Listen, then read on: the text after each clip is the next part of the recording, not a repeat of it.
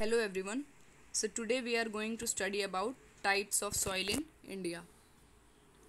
So basically there are 6 types of soil in India: alluvial soil, red soil, black soil, laterite soil, desert soil, mountain soil. Students इसमें कुछ ऐसी soil हैं जिनके आप name से समझ सकते हो कि ये जो सॉइल है किस रीजन में पाई जाती होगी। जैसे डेजर्ट सॉइल रेगिस्तान में पाई जाएगी, माउंटेन सॉइल माउंटेन या हिली रीजन्स में पाई जाएगी। नेक्स्ट बाकी जितनी भी सॉइल हैं उन्हें हम डिटेल में रीड कर लेते हैं। First is alluvial soil. तो ये जो सॉइल है this is also known as clayey और लोमी सॉइल। क्लेई और लोमी मतलब इसमें रेत या सैंड बहुत ज़्यादा मात्रा में पाया जा रहा है, इसमें फाइन पार्टिकल्स पाए जाते हैं। This soil is originally light brown in colour. तो इसका जो रियल कलर है वो लाइट ब्राउन है, okay. And it is found in 490 metre depth. ये 490 मीटर की गहराई में पाई जाती है। स्टूडेंट्स इसमें मैंने सेंटेंसेस शॉर्ट में लिखे हैं, ओके। तो आप इसे समझ जाना और इसे आप बुक से टैली भी कर सकते हो।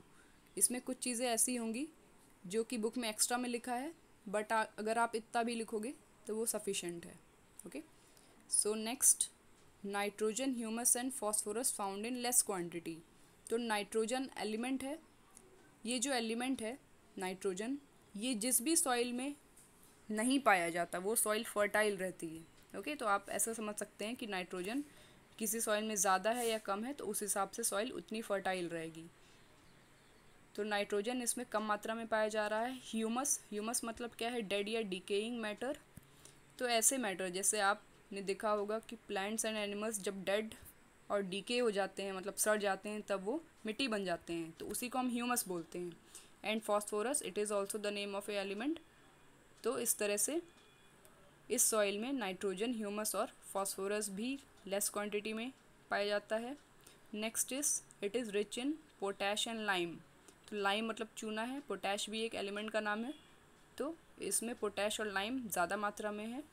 Next point, Sutlej, Ganga, Brahmaputra area found this soil.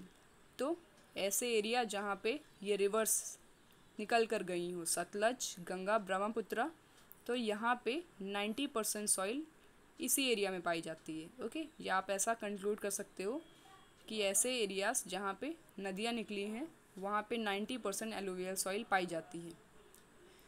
Next area हम लोग देख लेते हैं कौन कौन से एरियाज में ये एलुवियल सॉइल पाई जाती है। पंजाब, तो ये यहाँ पे 5 नदियाँ पाई जाती हैं पंजाब, तो इसलिए एलुवियल सॉइल यहाँ पे सबसे ज़्यादा पाई जाएगी।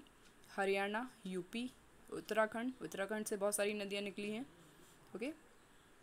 तो यहाँ पे भी ये सॉइल पाई जाएगी। बिहार में भी नदियाँ हैं, West Bengal, Assam, Meghalaya, okay. Next is written Krishna, Godavari, delta region. तो डेल्टा रीजन, डेल्टा का मतलब क्या है? डेल्टा मतलब जहाँ से भी नदियाँ निकलती हैं वो जो प्लेस है, ओके। तो वो जो प्लेस है वो फर्टाइल बन जाती है, उसी को हम डेल्टा बोलते हैं। या जहाँ से नदियाँ निकल कर रास्ता चेंज कर लेती हैं, जो एरिया बच जाता है उसे हम डेल्टा बोलेंगे। तो बेसिकली ये जो सॉइल है वो डेल्टा रीजन्स में पाई जाएगी। नेक्स्ट, इसी एलुवियल सॉइल में देखिए आप, एक बॉक्स बना हुआ है जिसमें लिखा है एलुवियम। तो एलुवियम मतलब क्या है? एलुवियम मतलब है फाइन पार्टिकल्स, मतलब इसके जो छोटे छोटे पार्टिकल्स हैं तो उन्हें हम एलुवियम बोलते हैं। तो न्यू एलुवियम को हम बोलते हैं खादर और ओल्ड एलुवियम को हम बोलते हैं बांगर। ये जो इसमें मैंने बॉक्स बना के रखा है ये काफ़ी इम्पॉर्टेंट है और टेक्स्ट बुक में ये नहीं लिखा हुआ है, बस इसका एक पार्ट लिखा है। तो आप दोनों लिख सकते हैं कि न्यू एलुवियम को हम खादर बोलते हैं और ओल्ड एलुवियम को हम बंगर बोलते हैं। ये इम्पॉर्टेंट ऑब्जेक्टिव में से है, इसलिए you can write this. Now let me show you how alluvial soil looks. So this is the alluvial soil. आप देख सकते हैं इसमें एरिया और रीजन लिखे हुए हैं। नदर्न प्लेन्स में पाई जा रही है, delta of eastern coastal planes में पाई जा रही है, ओके। अब देख लेते हैं इसमें कौन कौन से क्रॉप्स ग्रो किए जाते हैं। Sugar cane, okay. Paddy, paddy मतलब धान, जैसे चावल उगता है। वीट, सीरियल्स, सीरियल्स मतलब अनाज, अनाज भी इसमें उगाए जाते हैं। और पल्सेस, पल्सेस मतलब दालें, तो दालें भी इसमें उगाई जाती है। Okay, now our second soil is black soil. तो ब्लैक सॉइल आप इसके नाम से समझ सकते हैं कि ये ब्लैक कलर की होगी। It is known as regur और कॉटन सॉइल। तो इस सॉइल को हम क्या बोलते हैं? रेगर और कॉटन सॉइल। तो इसे भी आप अंडरलाइन कर लेना, ये भी इंपॉर्टेंट ऑब्जेक्टिव में है। क्वेश्चन ऐसा पूछा जा सकता है, which soil is known as regur soil और कॉटन सॉइल। नेक्स्ट, कॉमा के बाद क्या लिखा है? Moisture in long time. इस सॉइल में बहुत देर तक नमी रहती है। Okay, nitrogen, phosphorus, humus found in less amount. इसमें फॉरेस्ट लिखा है, वो फाउंड है। ओके, तो इसमें नाइट्रोजन, फॉस्फोरस, ह्यूमस आपने देखा था एलुवियल सॉइल में भी कम पाया जा रहा था, वो भी सॉइल फर्टाइल थी, ये भी सॉइल फर्टाइल है। Okay, and potash, lime, aluminium, magnesium and iron in rich amount. तो इसमें पोटैश, लाइम, एल्यूमिनियम, मैग्नीशियम और आयरन ज़्यादा मात्रा में पाया जाता है। फिर इसमें ब्रैकेट में लिखा हुआ है cracks developed during day time. तो देखो, इसमें मॉइस्चर बहुत देर तक रहता है, नमी बहुत देर तक रहती है, तो इसलिए इस सॉइल में क्रैक्स यानी दरारें आ जाती हैं। तो आप देख सकते हैं, ये इसकी पहचान है ब्लैक सॉइल की, इसमें दरारें रहती हैं। ओके, नाउ इसमें हम लोग देख लेते हैं कौन कौन से एरिया में ब्लैक सॉइल पाई जाती है। गुजरात में, एमपी में, महाराष्ट्र में, कर्नाटक में, उड़ीसा में, और भी बहुत सारी प्लेसेस हैं। Okay, now our next soil is red soil. Okay, black soil में एक और पॉइंट है जो कि मुझे आपको बताना है। ये पोरस है नेचर में। पोरस का मतलब है कि इसमें आप लोग देख सकते हैं बहुत सारे छिद्र बने होंगे। ओके, तो इसलिए ये जो सॉइल है, जब फाइन और थिक रहेगी तभी ये फर्टाइल रहेगी। मतलब ये जब मोटी मोटी रहेगी या फाइन एकदम से रहेगी तभी ये उपजाऊ रहेगी। Okay, so let's move to our next soil, which is red soil. Okay, red soil. So this soil is found in metamorphic rock in dry climate. Red soil basically ये रेड कलर की है, but इसमें और भी colours हैं। तो ये metamorphic rock में पाई जाता है। ओके, ये एक ऐसा रॉक है जो कि बहुत ज़्यादा प्रेशर, ह्यूमिडिटी और टेम्परेचर के कारण सख्त बन जाता है। ओके, तो इस तरह से ये जो रेड सॉइल है ये उसी से बनती है। Mixing iron oxide the colour is usually red in some places. तो इसमें क्योंकि आयरन ऑक्साइड है, आयरन आप जानते हैं लोहा है। ओके, और ऑक्साइड, जब लोहे में ऑक्सीजन मिल जाता है तो आप जानते हैं वो रेड कलर का रस्ट बन जाता है, तो इसीलिए इसका कलर क्या है? रेड है। सो सम प्लेसेस में ये रेड कलर की है, बाकी प्लेसेस में इसका कलर चॉकलेट हो सकता है, येलो हो सकता है। Okay, now this soil is most fertile soil. तो ये सॉइल जो है काफ़ी फर्टाइल है। It is found in dry area of India. ये फर्टाइल क्यों है? क्योंकि ये बाकी प्लेसेस में पाई जा रही है। आप जानते हैं कि अगर रिवर्स में कोई सॉइल पाई जा रही है तो वो तो वैसे भी फर्टाइल रहेगी। उसके अलावा जो सॉइल्स है अगर वो भी फर्टाइल हैं तो फिर वो काफ़ी बेनिफिशियल है फार्मर्स के लिए। तो this soil is found in dry area of India. सूखे जगह पर ये सॉइल पाई जाएगी। ओके, इसमें iron, potash, aluminium rich amount में पाया जा रहा है। और कुछ एरियाज़ हैं जैसे मध्य प्रदेश, कर्नाटक, छत्तीसगढ़, यूपी, राजस्थान एंड तमिलनाडु, तो इसमें ये क्या है? ये सॉइल ज़्यादा पाई जाती है। नाउ हम लोग अब देख लेते हैं हमारी नेक्स्ट सॉइल है विच इज़ लेटराइट सॉइल। तो इस सॉइल का आपने नाम नहीं सुना होगा। ये जो सॉइल है ये काफ़ी कम फर्टाइल है, मतलब ये काफ़ी कम उपजाऊ है। तो ये जो सॉइल है डार्क कलर में हो सकती है, वाइट कलर में हो सकती है, और जहाँ पे भी अंडरग्राउंड वाटर पाया जा रहा है, जैसे आपने देखा होगा जब भी पानी निकाला जाता है अंडरग्राउंड से तो वहाँ पे जो सॉइल निकल के आ रही है वो लेटराइट सॉइल ही है। ये ड्राई और वेट सीज़न जिस भी जगह पे पाया जाता है वहाँ पे ये सॉइल ज़्यादा रहेंगी। मतलब या तो एकदम सूखे एरिया रहेंगे या एकदम वेट, यानी जहाँ पे बहुत ज़्यादा नमी रहेगी, ऐसे सीज़न में या ऐसे एरिया में ये सॉइल पाई जाएगी।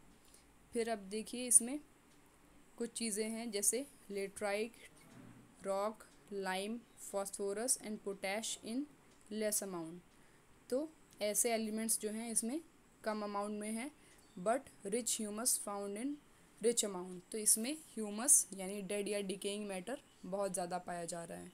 अब देख लेते हैं हम लोग कौन कौन से एरिया में लेटराइट सॉइल पाई जा रही है। This is found in Tamil Nadu, Kerala, Karnataka and hilly regions. Let me show you the laterite soil. ये देखिए ऐसी कुछ लेटराइट सॉइल दिखती है। Latin word meaning brick. तो ये जो लेटराइट सॉइल है इसके नाम का मतलब क्या है, ब्रिक यानी पत्थर, ओके, या ईंट आप बोल सकते हैं। ब्राउन टू येलोइश कलर, ये ब्राउन से लेकर येलोइश कलर्स में मिल सकती है। ये जो सॉइल है क्योंकि आपने देखा कि कम फर्टाइल है इसलिए इसको बिल्डिंग मटेरियल में यूज़ किया जा रहा है। जितना भी आपने देखा होगा बिल्डिंग्स बनती हैं तो उसमें इसको यूज़ किया जाता है। रिच इन आयरन, इसमें आयरन बहुत ज़्यादा है। Poor in lime, potash and magnesium. तो ये जो एलिमेंट्स है ये इसमें कम है, इसीलिए ये जो सॉइल है लेस फर्टाइल है, ओके। और इसका जो एरिया है 2.4 लाख स्क्वायर किलोमीटर है पूरे देश में, ओके। नाउ और next soil is desert soil. तो डेजर्ट सॉइल नाम से समझ में आ रहा होगा कि ये रेगिस्तान में पाई जाती है। इसमें क्या लिखा हुआ है, कोर्स पार्टिकल। यहाँ पे कोर्स की स्पेलिंग गलत है, COAR ऐसे ही होना चाहिए, कोर्स पार्टिकल। कोर्स पार्टिकल मतलब है कि काफ़ी खुदरे पार्टिकल्स इसमें पाए जा रहे हैं। Large amount of soluble salt found in dry region. तो इसमें बहुत बड़े बड़े अमाउंट पाया जाता है सॉल्ट का, मतलब आप बोल सकते हैं कि इसमें जो नमक है उसकी मात्रा भी पाई जा रही है, ओके। उसके बड़े बड़े कण पाए जाते हैं। Moist found in very less amount and humus less. तो आप समझ सकते हैं कि रेगिस्तान में जैसे मिट्टी रहती है तो वो मॉइस्ट काफ़ी कम रहती है, मतलब उसमें नमी बहुत कम रहती है और ह्यूमस भी कम है, ओके। नाउ डेजर्ट सॉइल, आप समझ सकते हैं कि जहाँ पे भी डेजर्ट है, जहाँ पे भी सूखा रहता है या रेत रहती है वहाँ पे ये सॉइल ज़्यादा पाई जाती है। तो एरिया कौन कौन से हैं, Rajasthan, Gujarat, west UP and south Punjab. तो ये कुछ ऐसे एरिया हैं जहाँ पे ये डेजर्ट सॉइल पाई जाएगी। फिर इसमें और आप कुछ कैरेक्टरिस्टिक्स इसके देख सकते हैं। कैरेक्टरिस्टिक्स मतलब कैसे आप बता सकें कि इसके गुण क्या है या प्रॉपर्टीज़ क्या है। कैरेक्टरिस्टिक्स बेसिकली मतलब गुण होता है, ओके। तो इसके क्या क्या गुण हैं। फर्स्ट कि इसमें कोर्स पार्टिकल्स है, कोर्स सैंड पार्टिकल्स है। कोर्स सैंड पार्टिकल्स मतलब होता है बहुत मोटे मोटे या बड़े बड़े सैंड पार्टिकल्स हैं इसमें। फिर इसमें सॉल्युबल सॉल्ट का कंटेंट ज़्यादा है, ये मैंने आपको अभी अभी बता दिया। नेक्स्ट इसमें क्या है कि ये लैक ऑफ इरिगेशन फैसिलिटीज़ के कारण ये जो सॉइल है वेस्ट लैंड में पाई जाती है, ओके। तो मतलब अगर सिंचाई नहीं हो रही है या फिर ये ऐसे ही रीजन्स में पाई जाती है जहाँ पे सिंचाई नहीं होती, तो उसी के कारण ये वेस्ट लैंड में पाई जा रही है। तो एक सॉइल जो है वो यहाँ पे नहीं लिखे, उसे आपको मैं ऐसे ही बता देती हूँ। That soil is called mountain soil. वो हमारी 6 टाइप ऑफ सॉइल है। माउंटेन सॉइल हिमालयन रेंजेस में ज़्यादातर पाई जा रही है या ऐसे प्लेसेस में पाई जाएगी जहाँ पे बहुत ज़्यादा पहाड़ हैं या फिर हिल्स हैं, ओके। इसकी कैरेक्टरिस्टिक्स क्या है, फाइन, मार्शी एंड पोरस। तो कैरेक्टरिस्टिक्स मतलब इसके गुण क्या है कि ये काफ़ी फाइन रहती है, ओके। पोरस है मतलब इसमें बहुत ज़्यादा छिद्र रहते हैं तो जिसके कारण जो पानी है वो अंदर तक जा सकता है, okay. Second is it's depth is more on river valley slopes and mountain slopes. तो इसकी डेप्थ बहुत ज़्यादा है, इसकी गहराई बहुत ज़्यादा है, या इसी के कारण माउंटेन स्लोप्स बने हैं, ओके। अब माउंटेन सॉइल में सबसे ज़्यादा क्या उगाया जाता है, टी, पोटैटो, ओके। तो इस सॉइल में टी, कॉफ़ी, इस तरह के प्लांट्स बहुत ज़्यादा उगाए जाते हैं। नेक्स्ट टॉपिक देखने से पहले हम लोग इसमें देखते हैं कि एक मैप बना है। तो आप लोग देख सकते हैं ये जो पर्पल कलर से हाईलाइटेड है वहाँ पे माउंटेन सॉइल पाया जा रहा है। तो बेसिकली उस रीजन में हमारे यहाँ माउंटेन हैं, ओके। डेजर्ट सॉइल आप देख सकते हैं, डेजर्ट सॉइल कहाँ पे पाया जा रहा है। एलुवियल सॉइल आप देख सकते हैं, ओके। रेड सॉइल आप देख सकते हैं और ब्लैक सॉइल इसमें देख सकते हैं। तो इस तरह से ये सॉइल्स हैं हमारे देश में जो पाई जाती हैं। अब हम लोग सॉइल के बारे में तो पढ़ लिए, इसी के बाद एक टॉपिक आ जाता है सॉइल इरोजन। सॉइल इरोजन आपने नाम सुना होगा। तो सॉइल इरोजन क्या है? Depletion of upper layer of soil is called soil erosion. इसकी सबसे सिंपलेस्ट डेफिनेशन क्या है कि अगर ऊपरी सतह सॉइल की हट गई या किसी तरह से ख़राब हो गई तो उसे हम सॉइल इरोजन बोलेंगे। ओके, सॉइल इरोजन को आप लोग कैसे समझ सकते हैं? देखिए, जब भी सॉइल अपने प्लेस से हट जाए तो उसे हम सॉइल इरोजन बोलेंगे। ओके, अब इसमें हम लोग देख लेते हैं causes of soil erosion. Soil erosion मतलब क्या है? सॉइल इरोजन फिर से मैं आपको बता देती हूँ। सॉइल इरोजन मतलब मिट्टी का हट जाना या अपने प्लेस से दूर हो जाना, तो उसे हम सॉइल इरोजन बोलेंगे। इसके कॉज को क्या क्या है? डिफॉरेस्टेशन। देखिए, अगर हम पेड़ों की कटाई करेंगे तो जो मिट्टी है वो भी अपने प्लेस से हट जाएगी, तो इसलिए सॉइल इरोजन होगा। ओवर ग्रेजिंग, कुछ ऐसे प्लेसेस हैं जहाँ पे जो हमारे कैटल्स हैं, पशु हैं, वो बहुत ज़्यादा वहाँ पे आ जाते हैं, या कुछ प्लेसेस में ज़्यादा पशुओं को छोड़ दिया जाता है तो वहाँ पे ओवर ग्रेजिंग होगी और उसी से सॉइल इरोजन होगा और मिट्टी अपने प्लेसेस से हट जाएगी। Now next is shifting cultivation. Shifting cultivation देखिए एक टर्म है, आपने देखा होगा या कहीं पे सुना होगा कि जंगलों में जल्दी आग लग जाती है, तो आग वहाँ पे लगाई जाती है ताकि जितना भी क्रॉप्स वहाँ पे अगर कोई ख़राब क्रॉप हो गया है या फिर वो क्रॉप पूरी तरह से निकल नहीं पा रहा है तो उसी को जला दिया जाएगा। और वो जो लैंड है कुछ समय के लिए, जैसे वो समय 6 महीने से लेकर 4-5 साल भी हो सकता है, तो उसको छोड़ दिया जाएगा और उसके बाद वो फिर से अपने आप उपजाऊ बन जाएगा। तो इसी को हम शिफ्टिंग कल्टीवेशन बोलते हैं। तो शिफ्टिंग कल्टीवेशन के कारण भी सॉइल इरोजन हो जाता है क्योंकि हमने इसमें पूरी ज़मीन को ही जला दिया है। और विंड इरोजन मतलब क्या? जैसे आपने देखा है हवा चलती है, ओके, तो हवा चलने के कारण भी मिट्टी अपने प्लेस से हट जाती है। फिर इसमें और कुछ नहीं लिखा हुआ है, जैसे फ्लड, बाढ़ आने के कारण भी मिट्टी अपनी प्लेस से हट जाती है, तो उससे भी हम क्या बोलेंगे? सॉइल इरोजन बोलेंगे। Okay, now next is harmful effect of soil erosion. क्या क्या इसका हार्मफुल इफेक्ट है? अगर मिट्टी अपनी जगह से हट जाए तो क्या क्या हार्मफुल इफेक्ट रहेगा?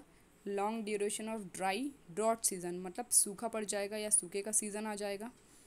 Second is adverse effect of sources of water. अब देखिए, अगर मिट्टी ख़राब हो जाएगी तो फिर जो पानी है वो भी अंडरग्राउंड से ही आता है, तो उसके सोर्स भी, उन पर भी असर पड़ सकता है। Next is silting of streams and water courses. Silting मतलब खिसकना होता है, तो जो स्ट्रीम्स है मतलब हमारे जो झरने हैं, नदियाँ हैं, तो वो सब भी प्लेसेस जो हैं वो खिसक सकते हैं अगर वहाँ की मिट्टी खिसक गई तो। एंड वाटर कोर्सेज मतलब होता है नदियों के जाने का रास्ता, तो वो भी क्या हो जाएगा? वो उसमें चेंज हो जाएगा। Next is reduction in agriculture land. अब आप लोग खुद समझ सकते हैं कि अगर सॉइल अपने प्लेस से हट गया या सॉइल ख़राब हो गया तो एग्रीकल्चरल लैंड भी कम हो जाएगा। Next, soil conservation. अब हम लोग सॉइल को किस तरह से बचा सकते हैं? अब देखिए, contour farming in hilly area. अब देखो, कंटूर फार्मिंग मतलब क्या होता है? आपने सुना होगा कभी कि जो पहाड़ हैं या पहाड़ी एरियाज़ है, हिली रीजन्स हैं, वहाँ पे सीढ़ियाँ या पहाड़ को काट के वहाँ पे फार्मिंग की जाती है, तो उसी को हम कंटूर फार्मिंग बोलते हैं। ओके, अगर स्टेप्स में फार्मिंग हो रही है तो उसी को हम कंटूर फार्मिंग बोलेंगे। Next is to prevent gully erosion by making field ridges. तो गली इरोजन मतलब क्या है? गली इरोजन मतलब जैसे अगर आपने देखा होगा, थोड़ा भी अगर आप खेत में गए होंगे तो उसमें आपने देखा होगा कि उससे मिट्टी अपने प्लेसेस से हट जाती है। ओके, तो वहाँ पे हम छोटे छोटे मेड़ बना देते हैं, उसी को हम फील्ड रिजिस बोलते हैं। तो हम लोग गली इरोजन को वहाँ से बचा सकते हैं। ओके, मेड़ बनाकर उसमें। And bye planting tree. अब देखिए, ट्री को प्लांट करके कैसे सॉइल को बचाया जा सकता है? जो पेड़ हैं उसकी जो जड़ें रहती हैं, रूट्स हैं, वो सॉइल को जकड़ के रखती हैं, उसको वो प्रिजर्व करती हैं। तो इस तरह से हम लोग ट्री को प्लांट करके भी सॉइल को कंजर्व कर सकते हैं। Okay, now next is surface water. इसमें हम लोग पढ़ रहे हैं कि वाटर कितने टाइप्स में हमें पाया जाएगा। ओके, तो सबसे फर्स्ट में है सरफेस वाटर, मतलब जो हमें सतह में या ज़मीन में पाया जाएगा, जैसे रिवर, लेक, पॉन्ड, तो ये है सरफेस वाटर। 60% जो हमें पानी मिलता है वो सरफेस वाटर ही है। अंडरग्राउंड वाटर मतलब क्या है, इसमें देखो अंडरग्राउंड वाटर मतलब ऐसा पानी जो ज़मीन के नीचे है। तो ये पानी कैसे आता है, रेन वाटर, जो बारिश में पानी होता है उसको एब्जॉर्ब करने के बाद अंडरग्राउंड वाटर बन जाता है। ट्यूबवेल से भी, ओके, ट्यूबवेल यानी कुआं, वहाँ से भी निकाला जा सकता है, हैंडपम्प से भी निकाला जा सकता है। एटमॉस्फेरिक वाटर क्या है, एटमॉस्फेरिक वाटर मतलब ऐसा पानी जो कि वेपर के फॉर्म में यानी भाप की फॉर्म में है, जो हमें दिखाई नहीं पड़ रहा है, ओके। एंड ओशनिक वाटर, तो ओशनिक वाटर मतलब क्या है, ऐसा पानी जो कि ओशन में पाया जा रहा है। फिर से हम लोग एक बार सरफेस वाटर को देख लेते हैं। सरफेस वाटर मतलब होता है ऐसा पानी जो कि सरफेस में या फिर हम लोग को ऊपर ही दिखाई दे रहा है, ओके, सामने से ही दिखाई दे रहा है, जैसे रिवर लेक में दिख जाएगा हमें, पॉन्ड में दिख जाएगा। फिर देखो इसमें बहुत सारी नदियाँ जैसे सिंधु, गंगा, ब्रह्मपुत्र, ओके, तो यहाँ पे पानी बहुत ज़्यादा पाया जाता है। यह 60% देश का पानी यहीं से आ रहा है। नेक्स्ट इसमें क्या लिखा है, 8th बिगेस्ट रिवर, तो 8th बिगेस्ट रिवर ब्रह्मपुत्र है, 10th बिगेस्ट रिवर गंगा है। Next uses of water, I think ये आपको बताने की ज़रूरत नहीं है कि वाटर का क्या यूज़ है, तो आप लोग इसमें समझ सकते हैं कि ये drinking, eating, cleaning, irrigation, okay. Power, power मतलब इससे इलेक्ट्रिसिटी पैदा की जा सकती है। अब इरिगेशन में ही और क्या क्या आ जाएगा, कैनाल, ओके, कैनाल हम बना सकते हैं, पॉन्ड बना सकते हैं, ट्यूबवेल बना सकते हैं। तो अब इसी के बाद देखो क्या लिखा हुआ है, problem and conservation of water resources. तो वाटर रिसोर्सेज मतलब ऐसे रिसोर्स जहाँ पे पानी है, तो वहाँ की क्या प्रॉब्लम है और किस तरह से बचा सकते हैं। तो प्रॉब्लम इसका यही है कि जो रिसोर्स है ये बहुत ज़्यादा पॉल्यूटेड है या फिर पानी पूरी मात्रा में नहीं मिल पा रहा है, तो इन्हें हम बचा कैसे सकते हैं, टू कलेक्ट रेन वाटर, जो बारिश का पानी है हम उसे कलेक्ट कर लें। Second is scientific management of water resources, जितने भी पानी के स्रोत हैं उनका हम साइंटिफिक मैनेजमेंट करें, ओके, पानी को हम लोग फ़िल्टर कर सकते हैं। Next is prevention of water resources from pollution, जितने भी पानी के स्रोत हैं या जहाँ पे भी नदियाँ हैं उसको हम पॉल्यूशन से बचा सकते हैं, ओके। जो अब नेक्स्ट टॉपिक है उसे मैं आपको नेक्स्ट स्लाइड में बताऊंगी। सो यहाँ तक आपने कहाँ तक पढ़ लिया है, water uses and problem and conservation of water resources.